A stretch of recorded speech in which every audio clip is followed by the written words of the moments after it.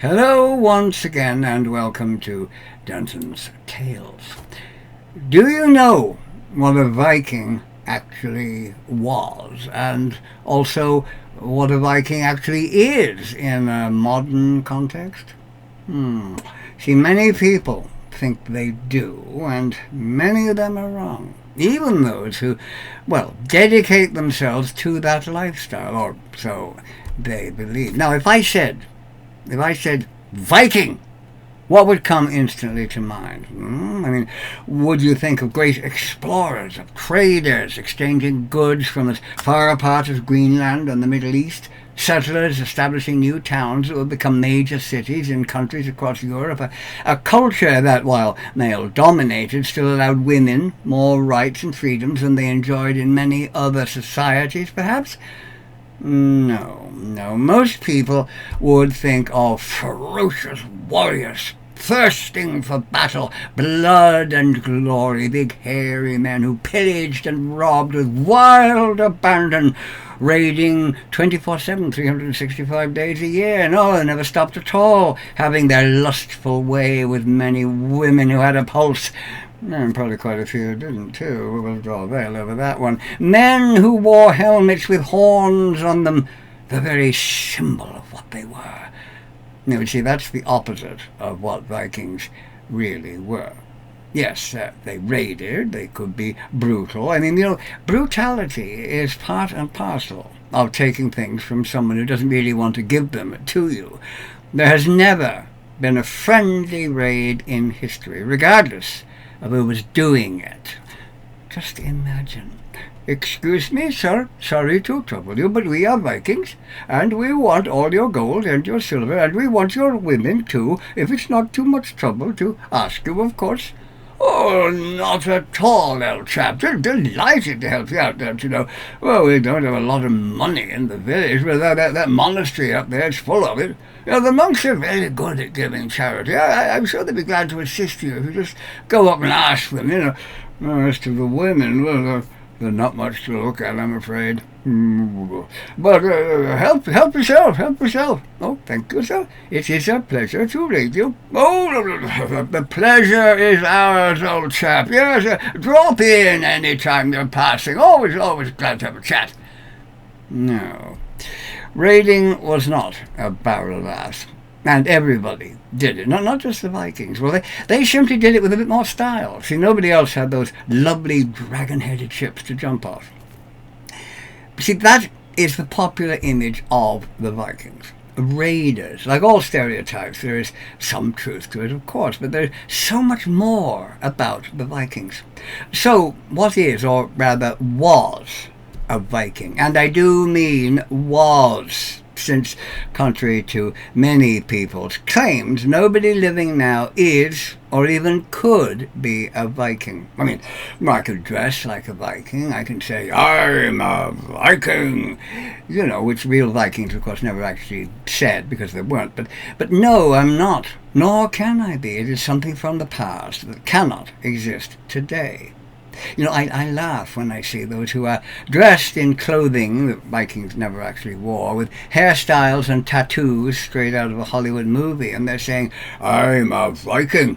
I live the Viking lifestyle," and adding "skull" to everything they say, as though it were a universal greeting. Actually, it was a drinking term, like prosit or bottoms up. Sorry, ducky, that does not make you a Viking. Say "skull" all you like. That will not make you a Viking. The term Vikinger in Old Norse is a multifaceted descriptive term with quite a wide range of meanings that can be attributed to it. A seafarer, pirate, raider, adventurer, traveller, explorer, colonist in another country. All of those things, you see, fall under the overall heading of Vikinger. To pick just the one meaning, I suppose, that best encompasses the idea of a Vikinger, I would say, well, seafarer, since none of those activities associated with the word could be accomplished without one very important, indeed vital, element. And that is one of these things, a ship. Yes, without a ship, one could not be Vikinger. And it needs to be pointed out that while every Viking was Norse, not every Norseman or woman was a Viking. And this is not a Viking ship. No, that might surprise you. It was a ship in which some people were going Viking. The ship was, well, just a ship. A plain common or garden ship, you could say. Nothing Viking about it at all. The term Viking has become a sort of general term for anyone from Scandinavia, Iceland, the Faroe Islands, or any of the lands that Norse people settled in, rather than its true meaning. And also, the Vikings, well, they're seen as a nationality rather than an occupation, almost as though they all came from one country under a single ruler, like, well, say, the Normans, who all came from Normandy and were ruled by one duke. But the Vikings, well, I mean, they came from Norway, Denmark, Sweden, and Frisia, and they had multitudinous leaders. I mean, they had jarls and kings and chieftains, and they fought and raided each other, often just as much as they did other people. In fact, most of their early raiding was, well, inter-Norse raiding, you could say. This village would go and raid that village, and then they'd come and raid it back, and so on and so forth. It was only when they got ships later on that they could travel across the open sea and that they began raiding other countries. So, bottom line, you get in a ship, and you go somewhere in the ship, and you do something or other when you get there. Anything. Raiding, trading, exploring, settling down and founding a colony, or just scratching your ass watching the scenery going by. You are a Viking. But you stay at home, never get in a ship. You're just a Dane, a Swede, a Norwegian, or a Frisian. And when those in the ship return to Scandinavia and they get off the ship, well, they're no longer Vikings either. Their Vikingness is left behind in the ship. And of course nobody in those days called them Vikings. They didn't even call themselves Vikings because they weren't, you see. They may have gone a Vikinger, but they themselves were not Vikinger. They would refer to themselves as Norwegian, Danish, or Swedish, while other people called them Northmen, heathens, pagans, Norsemen, and a lot of probably very obscene names as well. The Irish called the Danes the Dovgal, the dark foreigners, while the Norwegians were the Fingal, the fair foreigners. But I mean, the term Viking, well, that didn't come into use as a collective name for them till well after the last longship had rotted away to dust. If you could go back to Scandinavia in, well, let us say the 9th century, and you see a man ploughing a field, and you said to him, "Are you a Viking?" he would have said, "Of course not. Do you see a ship in my field?" Norse settlements in Britain and Ireland are often referred to as Viking settlements. Well, Dublin, for example, where I live, is usually mentioned as being a Viking city, and most articles and documentaries use the term Viking Dublin when referring to anything to do with the city from its founding around 841 AD right down to the Norman conquest of Ireland in 1169.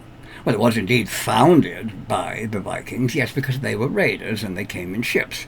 The city founded as what was called a long port, where they could berth and repair their ships. As the settlement grew into a town and later into a city, well, it was no longer Viking. No, you see, the people living in it, though they were Norse, well, they were not jumping off ships. They were settlers, residents of the city, townspeople, citizens, or, well, any other word you want to use. But Vikings, they were not, nor had they been since they arrived in ships some considerable time before.